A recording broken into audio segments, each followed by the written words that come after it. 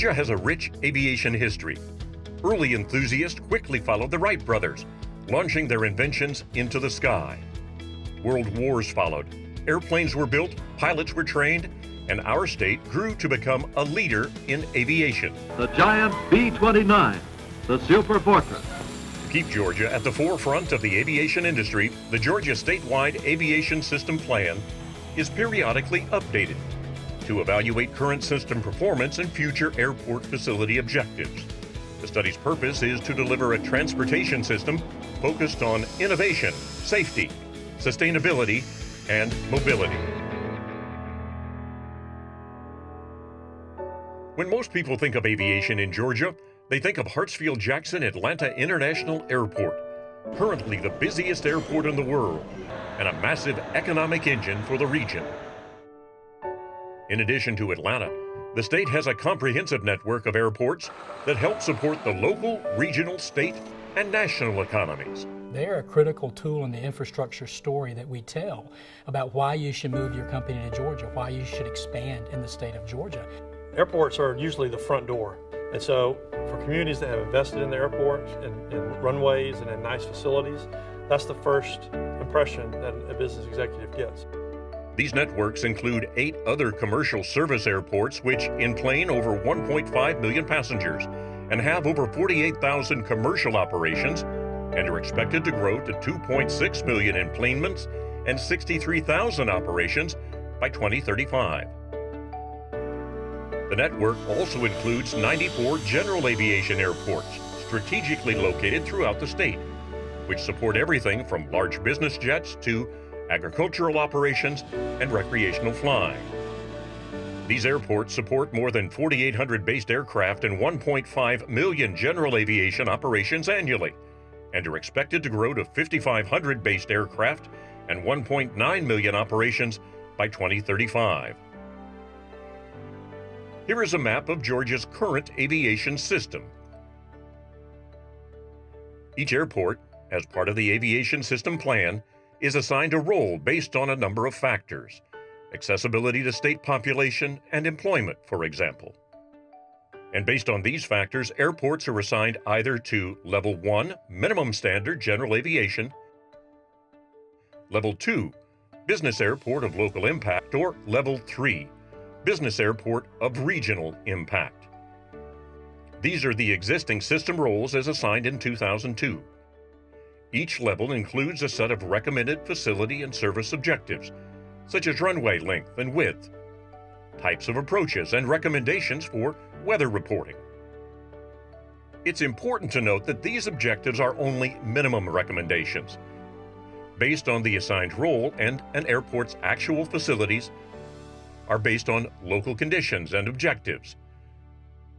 The dark blue shows the percentage of system airports meeting their minimum objective in 2002, and the green the percentage that meet objectives now. These graphs demonstrate how the Georgia Department of Transportation, the Federal Aviation Administration, and local investment has raised the bar in terms of performance for the Georgia airport system. In addition to the individual airport recommendations, the system plan includes a number of overall performance measures for the entire system. These measures and their accessibility to Georgia residents are shown here. One of the system performance measures is accessibility to an airport with scheduled commercial airline service. Presently, 81% of the state's population is within an hour or less of a commercial airport. Trends in the aviation industry could put smaller commercial aviation airports at risk. And if single carrier airports in the state lost their commercial airline service, accessibility would decrease from 81% to 58%. It is critical that residents of areas served by single carrier airports use their local airports to help ensure their longevity. Another important system performance metric is access to an airport with varying runway lengths. In this case, an airport with a runway of at least 5,500 feet, which is also the objective of Level 3 airports. The FAA and other industry sources say the fastest growing segment of general aviation is business aviation. The National Business Aviation Association says many of their members consider a 5,500-foot runway necessary to meet their needs when flying large general aviation business class jets.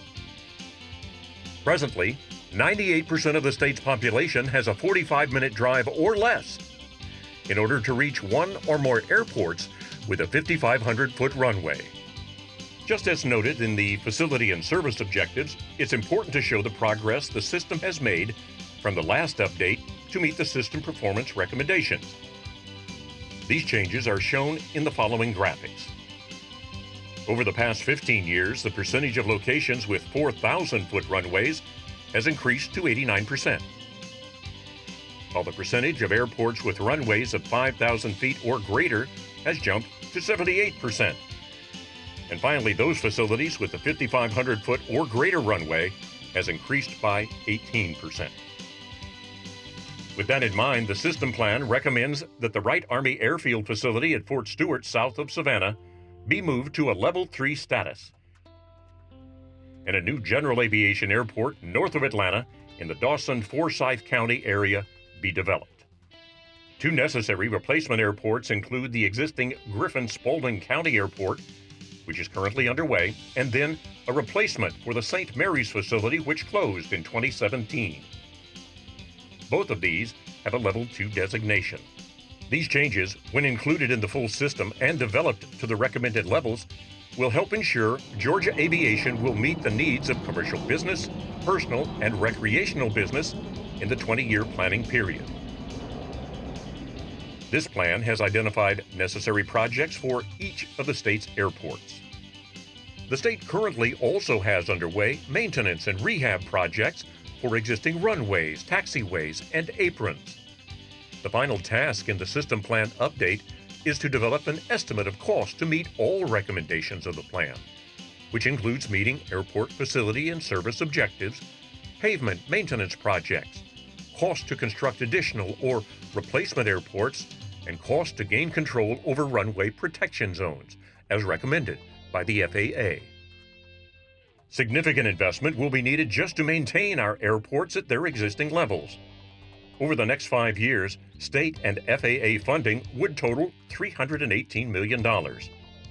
When recommended plan costs are added up, a total of $1.3 billion could be needed, which means a significant funding gap of $981 million.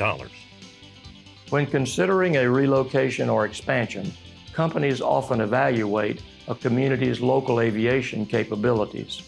In our fast-paced business community, in-person connections are pivotal for successful partnerships. Georgia's airports connect companies with global opportunities and make such partnerships even more accessible. And I think it's important for us to educate the public and understand that business aviation and general aviation, it plays a critical role. It's several $100 million economic impact that the airport brings to particular communities. Whether it's our corporate executives or individuals. When we want to go somewhere, we want to click our heels and be there. So aviation is a very valuable asset for the state of Georgia. Quite frankly, if that community doesn't have access to a business airport or if they're not near a regional airport, in some cases they really are not on the list, and you fall off immediately before you even start the process. Annually, Georgia's airports have contributed massively to our economy. Last reported in 2011 as $69.9 billion each year, far exceeding the necessary funding needed to improve, maintain, and develop the state's airport system, which has contributed so much to making Georgia the #1 place in America to do business.